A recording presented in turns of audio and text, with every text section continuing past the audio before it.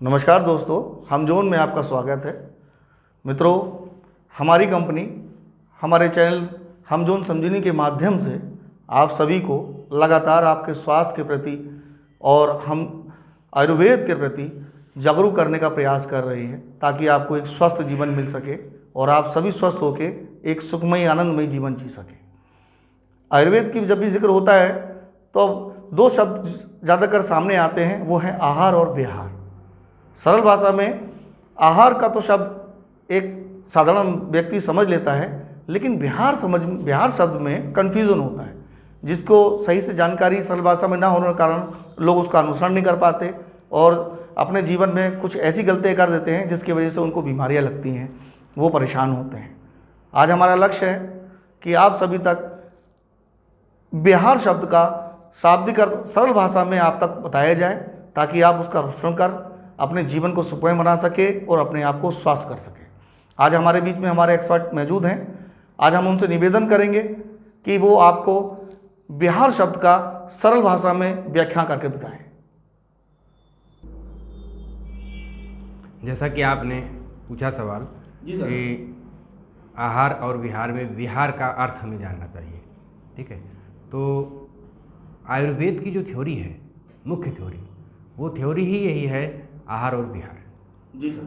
अगर हम कोई भी व्यक्ति अगर आहार और विहार का समुचित ढंग से ज्ञान प्राप्त कर ले और समुचित ढंग से उसको पालन कर सके, तो उसे बीमार होने की आवश्यकता नहीं है। आयुर्वेद का जो असली रहस्य वो यही है। जी सर। दवाइयाँ तो बात की बात है, मतलब वो आप समझिए कि 90% इम्पॉर्टेंट है आपका आहार विहार। जी सर। और 10% में दवा, ठीक है। जो व्यक्ति आहार विहार को तवज्जो नहीं देता, बीमारियों में फंस जाता है। बीमारियां बढ़ती चली गई, क्यों? क्योंकि हमने आहार विहार को तवज्जो नहीं दिया।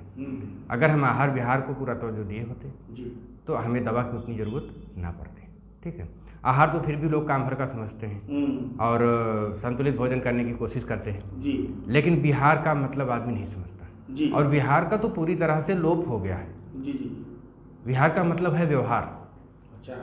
विहार का मतलब व्यवहार, कैसा व्यवहार रखना है पर्सनल के साथ, इस शरीर के साथ। कितने बजे इसको निद्रा देनी, कितने बजे सोना है, कितने बजे जागना है, कितने बजे हमें भोजन करना चाहिए, कितने बजे हमें उठना चाहिए, टाइमिंग, समय के अनुसार जो व्यवहार किया जाना है, दिनचर्या का पालन। आप एक तरह से मान चलिए कि दिनचर्या हमें कैसे रखनी है, उसको आप विहार में शामिल कर सकते हैं, विहार समझ सकते हैं, ठीक है।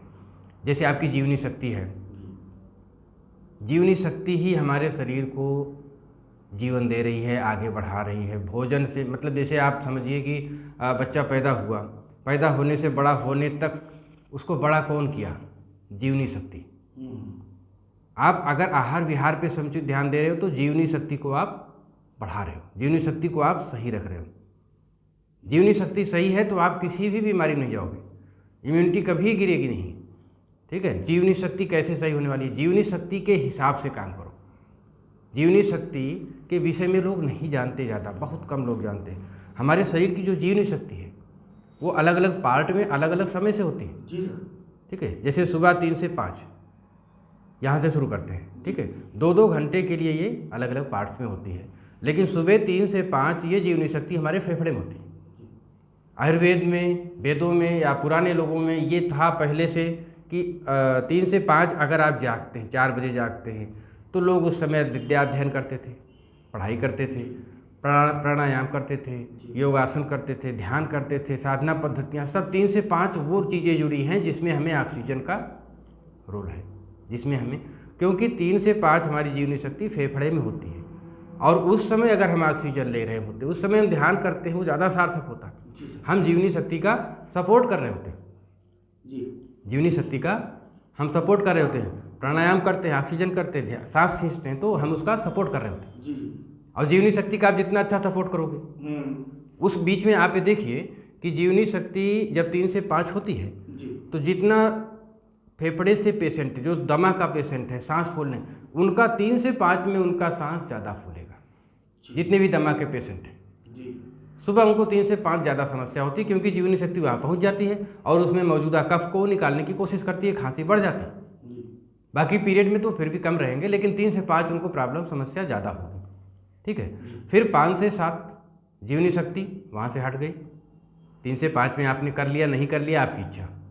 लेकिन विहार के हिसाब से, आयुर्वेद के हिसाब से जो हमें विहार रखना चाहिए वो 3 से 5 हमें जागृत हो जाना चाहिए और हमें ध्यान करना है तो कर लेना चाहिए, नहीं करना है कोई बात नहीं। मान लीजिए 5 से 7 आप उठते हैं, 5 से 7, ठीक है। जीवनी आयुर्वेद के अनुसार क्या है, 5 से 7 क्या होना चाहिए, 5 बजे से 7 बजे तक जीवनी शक्ति आपके मलाशय पे होती, बड़ी हाथों में होती है। उस समय आपको 5 बजे से 7 बजे के बीच में आपको अपान वायु का एहसास होगा, आपको गैस लीक होना शुरू होगी, ठीक है, आपको प्रेशर बनना शुरू होगा। लेकिन उतना हाई प्रेशर नहीं बनने से आप जान नहीं पाएंगे कि हमें प्रेशर बना, आप नहीं जाएंगे, लोग आलस्य कर जाते हैं। 5 से 7 के बीच में गैस का, अपान वायु का प्रयोग है, गैस का प्रयोग है, वो बनती है उचित कारणों से, क्योंकि ऊपर से गैस का प्रेशर होगा। और 5 से 7 के बीच में 6 बजे, 5:30 बजे, 6:30 बजे अगर आप चले जाते हो लेटेन, टॉयलेट चले जाते हो, तो आपको बहुत आराम से पेट साफ हो जाएगा। लेकिन हुआ क्या, अगर जब गैस खुलना शुरू हुआ, आदमी आलस्य में धीरे पड़ा है, धीरे धीरे गैस सब लीक कर दिया। अब गैस खत्म, फिर 7 बजे के बाद आप जा रहे हो, अब प्रेशर नहीं है, नेचुरल प्रेशर अब खत्म हो चुका है, अब आप जोर लगाओगे तो ये जो कब्जियत पैदा हो रही है, जोर लगाना पड़ रहा है, बवासीर बनेगी, बीमारियां बनेगी। यहाँ बिहार खराब हुआ, यहाँ हमें व्यवहार 5 से 7 के बीच में जीवनी शक्ति के हिसाब से जाना था, तो आपको 5 से 7 के बीच में टॉयलेट चले जाना चाहिए था, तो आपको कब्जियत ना होती, बहुत सारी चीज़ों से बच जाती। कब्जियत का मुख्य कारण है खान पान के से भी ज़्यादा, ये ज़्यादा मुख्य कारण है कि जब हमें मलत्याग की इच्छा होती है उस समय हम टालते हैं। टालने की वजह से जो मल आपका ढीला है और आराम से हो सकता है, उसका भी पानी आंतों में सोख लिया जाता है, वो सूख जाता है, टाइट हो जाता है, कब्जियत आ जाती है, आधे घंटे 1 घंटे में सूख जाता है, फिर आपको परेशानी होती है, कब्ज हो जाती है। इसलिए 5 से 7 में जीवनी शक्ति, व्यवहार क्या कहता है, आहार का मतलब आयुर्वेद का विहार शब्द क्या कह रहा है कि 5 से 7 के बीच में आप मलत्याग के लिए जाएंगे। 7 से 9 ये सबसे बड़ा घटक है। 3 से 5 वाले को अगर आप 30% बोलते हो इम्पॉर्टेंट, 5 से 7 वाला जो व्यवहार है मलत्याग का, ये 50% इम्पॉर्टेंट है। लेकिन ये जो 7 से 9 है ये तो 90% इम्पॉर्टेंट। 7 से 9 में आपको क्या करना है, 7 से 9 में आपको भूख लगती ही है, आप मरीज हो तो भी आपको भूख लगती है। 7 से 9 में जीवनी शक्ति हमारे आमाशय में आ जाती है, पहली थैली में आ जाती है, वहाँ पे आपको भूख, क्योंकि अब उसको डाइजेशन के लिए कुछ चाहिए, तो 7 से 9 में आपको भूख लगती है। लेकिन गलती पूरे सभ्य समाज से क्या गलती हो रही है, 7 से 9 में वो नाश्ता करता है और फिर नाश कर देता है, भूख का पूरा नाश, क्षुधा नाश हो जाता है, नाश्ता करते ही सब खेल खत्म हो जाता है, ठीक है। अगर उस समय आपने भोजन किया होता 7 से 9, ठीक है, तो सूर्योदय के साथ साथ जैसे जैसे टेम्परेचर बढ़ता है 12 बजे तक आपकी डाइजेशन पावर बढ़ती है, ठीक है। तो विहार का क्या उसमें आशय है, विहार का आशय है, आयुर्वेद बताता है कि आप प्रकृति के अनुसार चलो, अपनी जीवनी शक्ति के अनुसार चलो, सूर्य के अनुसार चलो, ठीक है। तो जब आप 7 से 9 में भोजन करते हो तो आपको डाइजेशन के लिए सोचना नहीं होता, डाइजेशन के लिए सोचना नहीं होता, ठीक है। 7 से 9 ये सबसे इम्पॉर्टेंट घटक।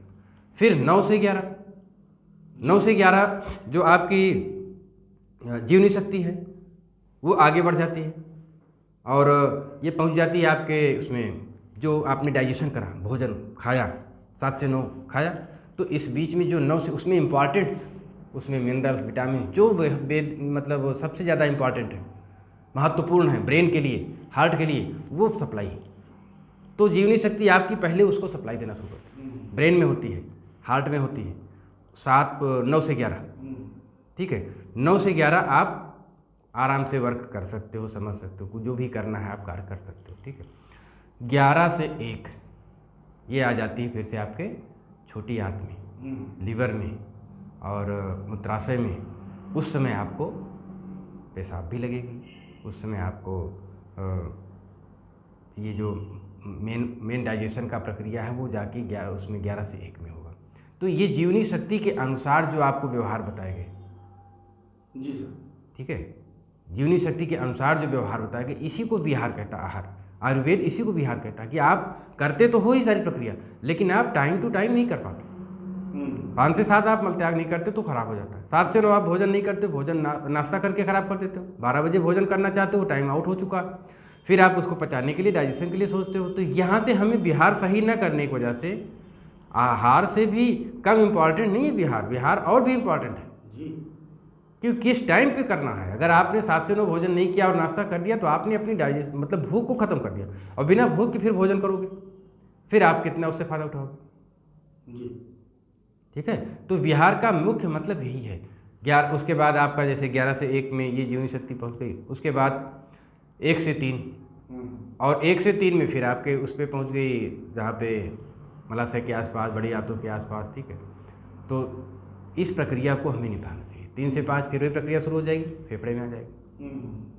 5 बजे से 7 बजे फिर आप चाहें तो आप टॉयलेट जाएं, अगर आपको महसूस हो रहा है, अगर आप स्वस्थ हैं तो ज़रूर महसूस होगा।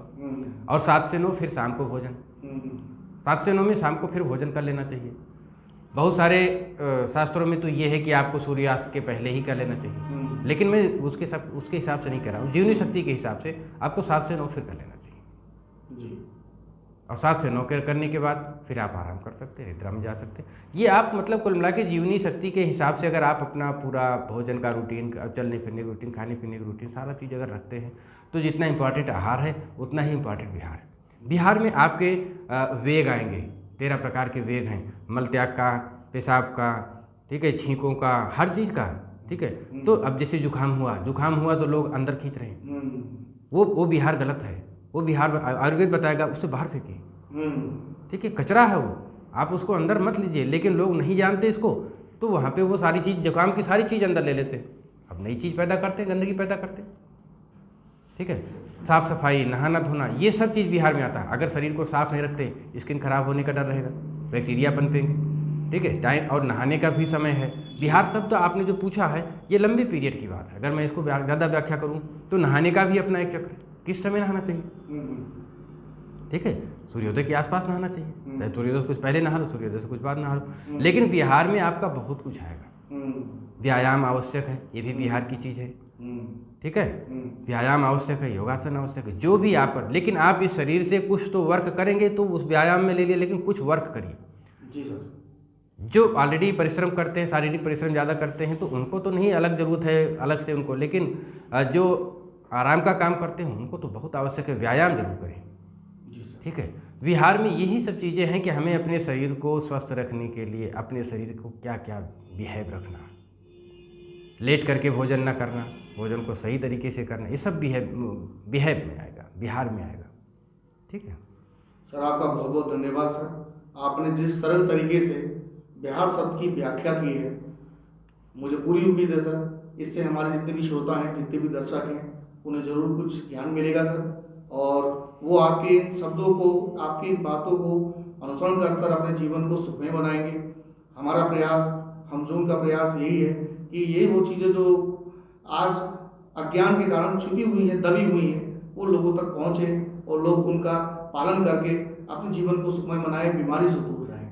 आपका बहुत बहुत शुक्रिया सर। हमजोन परिवार आपका बहुत बहुत धन्यवाद करता है, अपने सभी दर्शकों का बहुत बहुत धन्यवाद करता है, और आप सभी से निवेदन करते हैं कि हमारा वीडियो देखने के उपरांत अगर आपको लगता है कि ये जितनी भी जानकारी आपको दी गई है वो कहीं किसी भी तरीके से आपके परिजनों के, आपके मित्रों के उपयोगी बन सकती है, तो हमारे इस वीडियो को, हमारे इस प्रयास को सार्थक बनाने में हमारी मदद करें। हमारे इस वीडियो को लाइक करें, शेयर करें और सब्सक्राइब करें हमारे चैनल को, ताकि हमारे चैनल पे आने वाले इस तरह ज्ञानपूर्वक वीडियो आपको मिलते रहें, लगातार आपको उनका नोटिफिकेशन मिलता रहे। आप अपने को ठीक करें, साथ में अपनों को ठीक करने के लिए हमारे वीडियो उन तक पहुंचाएं, इसको फॉरवर्ड करें, इसको शेयर करें, ताकि ये ज्ञान की बातें पूरी दुनिया को, पूरे जहान को पता लगे। इसी के साथ आप सभी को नमस्कार करते हुए हमजोन आप सभी को आभारी है। बहुत बहुत नमस्कार। जय हमजोन।